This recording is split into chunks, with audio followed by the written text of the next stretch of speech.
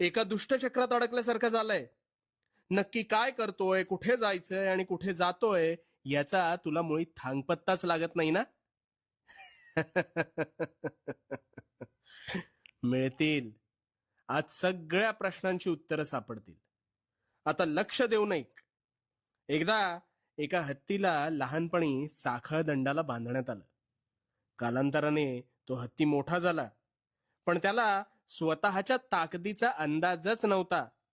त्यामुळे स्वबळावर जिथे तो साखळदंड सहज तोडू शकत होता, तिथे नकळत त्याला त्यात स्वतःला बांधून ठेवण्याची सवय झाली होती.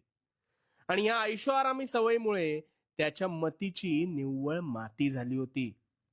आता अगदी हीच परिस्थिती आहे ना, ही तुझी आहे. फक्त साखळदंडाऐवजी तू स्वतःच स्वतःला या पिंजऱ्यात अडकवून घेतोस. त्या पिंजऱ्याच्या मैफिलीत तू